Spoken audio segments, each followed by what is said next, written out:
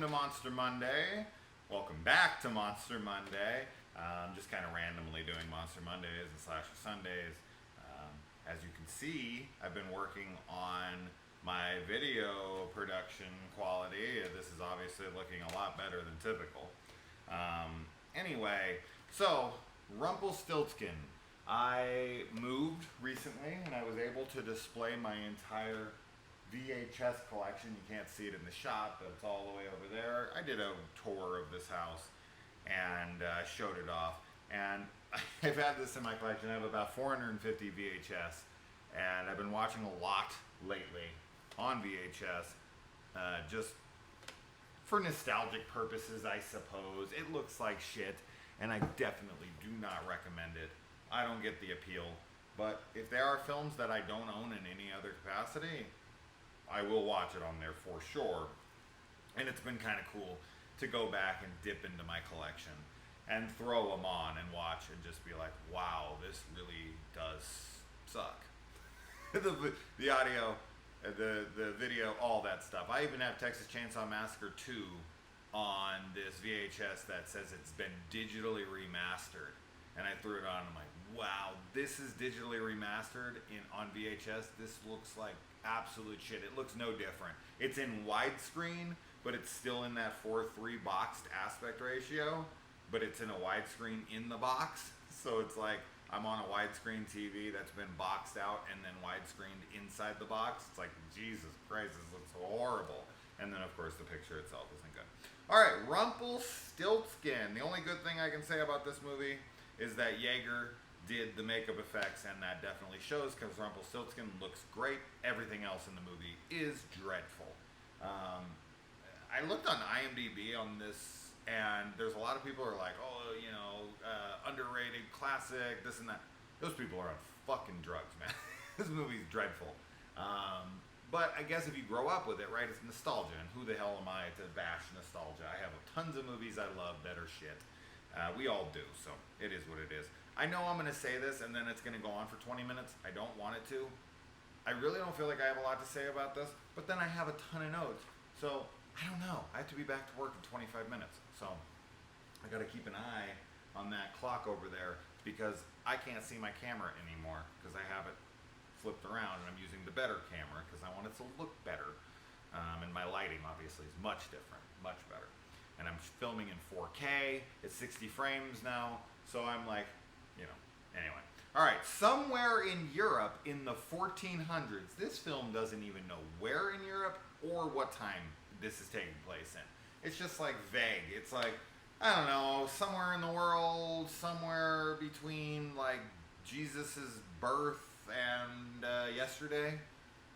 Like, what the fuck? This doesn't really narrow things down. Somewhere in Europe in the 1400s.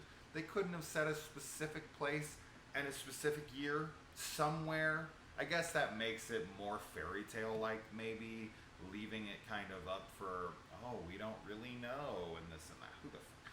Anyway, so vague. So very vague. But the makeup, as I said, Yeager's makeup here looks really good. And the opening of this movie definitely reminds me of Ernest Scared Stupid, which I got to put a poster of. A 27 by 40 framed Ernest Scared Stupid poster up on my wall. Greatest thing ever. I love it. I love having that up on my wall. It's so fucking cool. And then, okay. The whole Rumpelstiltskin story to me is kind of fucked up because people really kind of take advantage of Rumpelstiltskin. And they don't pay up what they bargained for, you know, what they put on the line. It's like, hey, I want your firstborn kid. Now I get it. The chick's up against the wall. He's using her desperation. He's taking too much from her. It's a baby. Don't get me wrong. But they paint him like he's this horrible villain. And it's like, hey, we made a deal. You didn't have to let me spin your straw into gold. You know? But I don't know, maybe this story, maybe I'm remembering it differently than it is. Maybe he is just a straight up villain the entire time. But if the chick's like, all right, cool, but if they're like, oh, we're going to kill you, and she's like desperate, and then she's like, well, he won't come back for this, and I'm not going to really give up my kid. I don't know. I guess it is fucked up, and he is a villain, but at the same time, it's like, you made the deal. and then they kind of renege on it, and it's like, but fuck, nobody's taking anybody's firstborn kid. That's too hefty of a price, especially someone in desperation. So I guess he is fucked up, but I always kind of laugh because they do make the deal with him, and then as soon as he comes to collect, they're like, nah, and he's like, well, then you got to know my name. Which, how the hell could you ever know your name? I know they sneak up on him, and he's like by a fire, and he's like saying like, oh, she'll never know my name is Rumpelstiltskin. Sings that song. I was not singing there. That was terrible. Anyway, so I've said this a million times, I hate when people put the present. Yet again, so vague, and clearly not the present. The present of when this film was made, sure, but that doesn't age well. When someone says the present, it's supposed to be the moment in which you are watching the film. The present is now, today. To me, I don't know. The present is just lame. Just be like 600 years later, or 1992, or whatever the fuck. I think this was made in 90. This is a 90s horror film. But yeah, the present. No, it isn't. No, it is not. This is clearly not 2021. So, bullshit. I'm calling bullshit. And this is my own personal little thing, but the wife is calling her cop husband, and she's like asking him to name the kid. Ooh, that touched a nerve for me because I wasn't allowed to be involved in the naming of my children, and I really wanted to be. And I don't know. I just feel like, anyway, moving on from that. And I like that this criminal carjacks a car right in front of cops. I mean, their car is right there. And this idiot doesn't even check his surroundings to be like, there's a cop right there, and then there's a cop on the payphone looking directly at me doing this. I guess he's desperate and is just running up without looking. He's a moron criminal, and I guess you could do it in front of cops, but really? There's a cop right there. You didn't look around at all? The big black and white car with the red and blue lights on top. You didn't notice that? I mean, you're a criminal. You should be looking out for something like that. Another weird thing about this film is that the acting is actually not bad. Now, the goofy, shock jock, misogynistic, anti-hero guy who ends up being the knight in shining armor of the movie, his acting is pretty stupid. I don't know. I think he's going for maybe an Andrew Dice Clay routine. I'm not really sure what the hell this guy's going for, but he's silly. Everyone else in the movie is actually okay. Their acting is fine. But for a film like Rumpelstiltskin, it's weird to think that they took this film seriously at all. But they did. Oh well. Good for them. I mean, they should. They're doing a film. They should take the fucking thing seriously. It's just that this film is so stupid. It's like, really? This is where decent performances lie? And then I've watched movies that should be serious and have horrible acting, and you're like, can't we flip that around? This should have cheesy acting. And it's not that bad. So then her cop husband gets shot. It takes him forever to fire on the perpetrator, the suspect, whatever. He's aiming at him. The guy pulls up his gun. The cop doesn't shoot. His partner is right next to him. Right next to him in the car. This guy gets off 3 shots. The other guy gets off another shot. And he's just laying there for a little while. And we never really see, I don't think we ever see his partner run up to him. And we know he's in the car. Because he's right there when he's calling her, and they're kind of talking shit to each other. But somehow the partner does not get involved at all in the shootout right in front of him. I got nothing for that one. I was watching it okay, why is this guy not firing, and where is his partner? We get Destiny from Loaded Weapon Part 1, the Emilio Estevez, Samuel Jackson Lethal Weapon spoof. Now this is Destiny. This is the Destiny who gets spinach caught in her teeth before she turns in to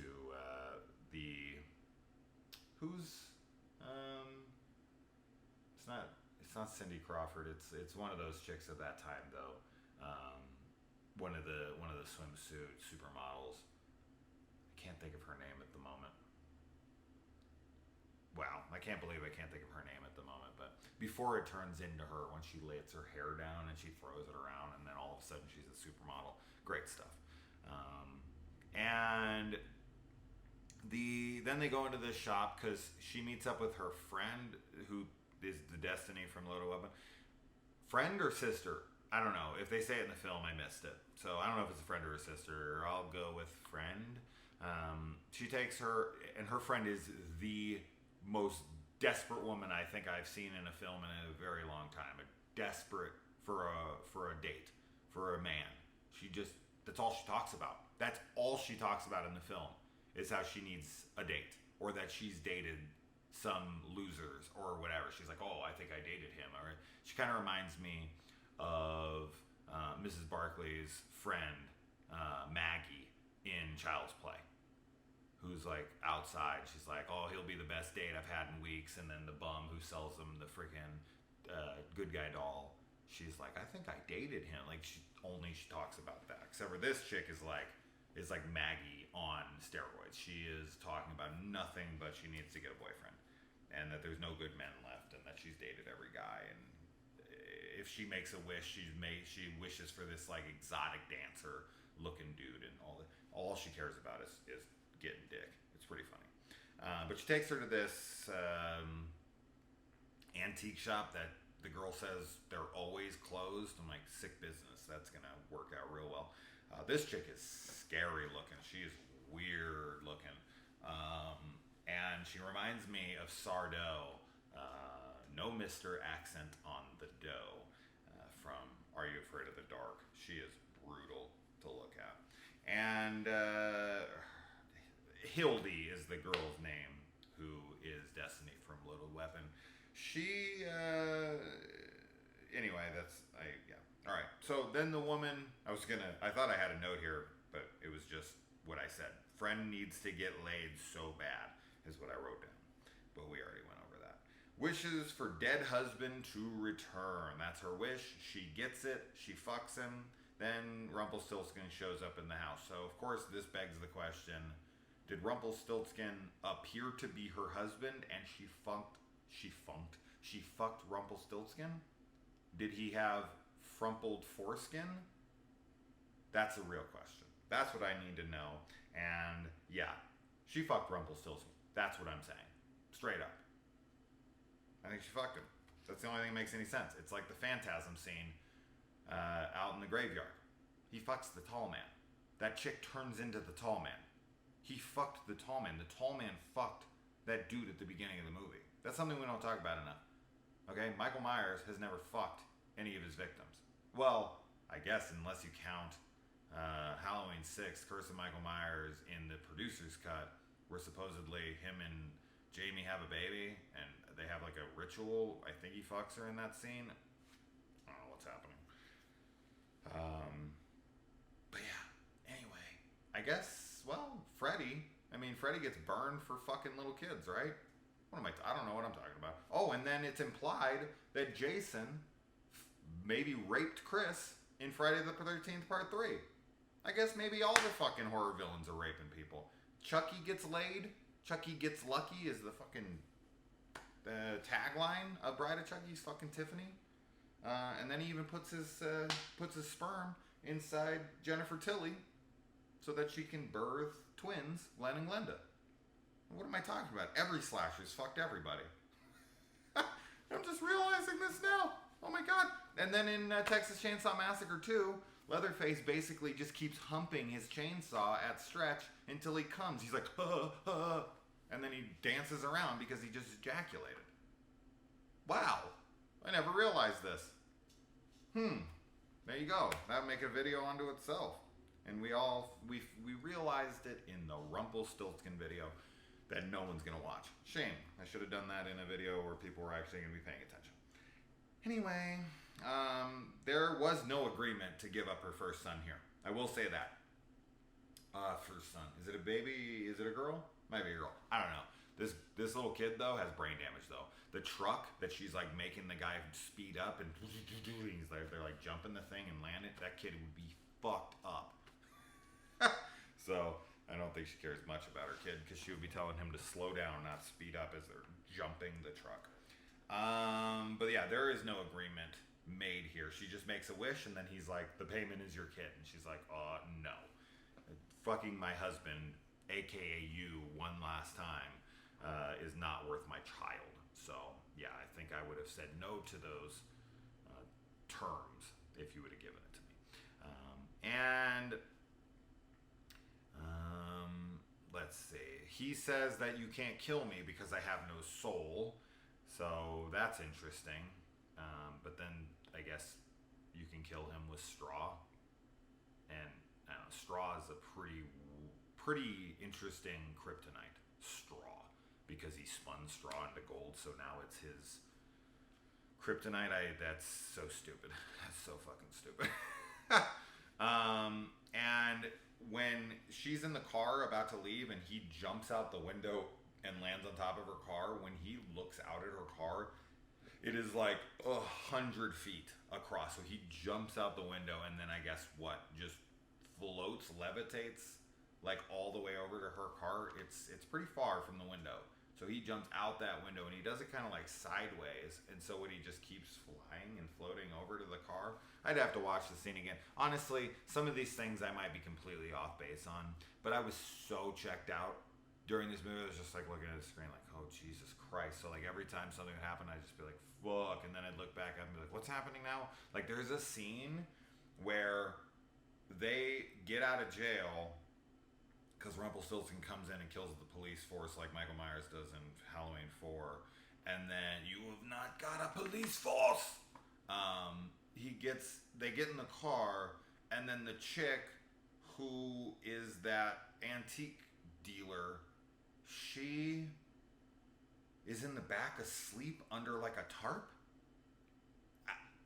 What happened there? I did not care enough to rewind it, but conveniently, the chick they need to talk to is just asleep. I know they want to talk to her, and I think she tried calling her. No, she called Hildy, didn't she? Or no, she called the girl. She called her then, right? And she was supposed to come, but maybe she came before visiting her. We didn't see her come in the building. I guess she was just like slept outside and was gonna wait till morning to come in.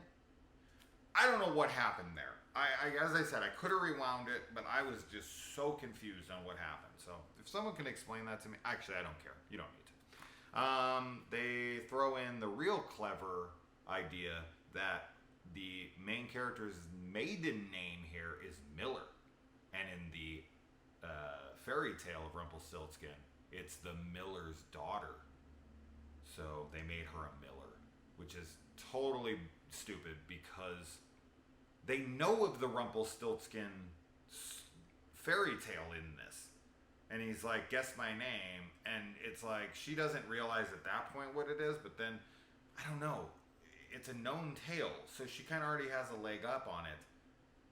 And the odds of her being a Miller and buying that, but I guess that's what happened. The kid was like looking at it because it's a Miller too, and it was their fate because they're Millers. Did the kid who found the Rumpelstiltskin statue in the water at the end of the movie, was that a Miller as well? Or are they from that movie, We're the Millers? Like, I don't fucking know. And she knows the cops in this, so she's at least got that going for her. She doesn't really have to go through the whole, like, no one believes me thing. Although they do get arrested, and I guess they don't believe her. And mothers are all the same again. Damn. I love the line from Rumpelstiltskin where he's like, you mothers are all the same. Give me that damn baby and make another one. It's so fucking funny. So he steals a motorcycle, which is the most ridiculous, hilarious scene in this entire thing, and he puts on glasses, which of course immediately makes this film silly when they're trying to be very serious with this movie. This movie is not trying to be goofy. That's such a weird thing about this film, is that it's kind of like the first Leprechaun. It's not really trying to be silly. It kind of knows that it is, but it doesn't really go there. It like really tries to be a serious thing, and you're like, weird. But then he wipes out in the water, I guess probably because he's from the 1400s and shouldn't know how to ride a motorcycle anyway. But then he steals an 18-wheeler truck which has multiple gears and is so hard to drive, but somehow he knows how to drive that. Magic. Let's go with magic. He just knows how to use things magically. And then the misogynistic talk show host shows up, and he's just annoying as fuck throughout. Rumpelstiltskin has like a 5-minute scene where he's just laughing in the truck as he's chasing after them, and it just replays repetitively. Oh my god, it was driving me absolutely insane. The misogynistic talk show host dude takes off in his little 4-wheeler and jumps out the back of the truck, and then Rumpelstiltskin's chasing him in a truck, and then the truck drives over, and then the guy drives backwards off of a cliff. I guess that's supposed to be comedic relief, so it is silly. But as I said, it doesn't feel like it's trying to be silly. I don't know. This film is very bizarre. And I like how she punches him and is like, that's what you're supposed to do when someone's hysterical. And he's like, well, it works. He doesn't even get mad. And I like that Rumpelstiltskin grabs his own head, rips it off of his body, and then bites someone's throat out while holding onto his head in his arms. That's pretty awesome. And then has the ability to see mom and strangle witch from a distance. Oh yeah, so somehow Rumpelstiltskin just immediately gets this power to be able to see exactly where the mom's at, and then he's able to strangle the shop owner, the witch, who ends up being a witch. He's able to strangle her to death from a distance. Why doesn't he just strangle the mom to death from a distance and then just take her baby? This makes no sense. This makes no sense. I love when characters all of a sudden show these insane powers that you're like, why didn't you use that before?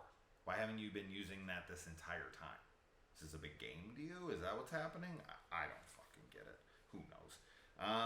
And then he also can bring the dead back to life, which is a pretty cool, useful tool. They're in a cemetery and he just brings dead back from life. That's a cool scene. That's a cool scene.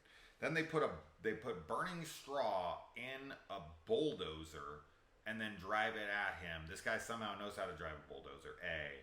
B, Rumpelstiltskin can't then just move out of the way any which way. Wouldn't be that hard to get away from a bulldozer.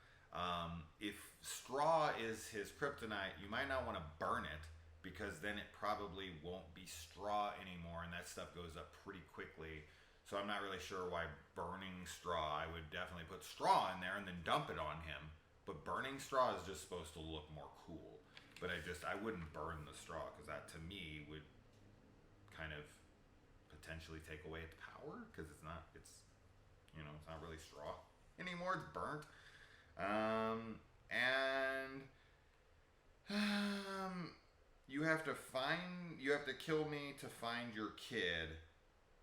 And that's what he says to her.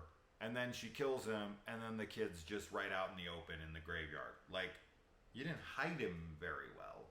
I think she could have found him without killing you. I really don't think that was a big hurdle to get over. But there you go.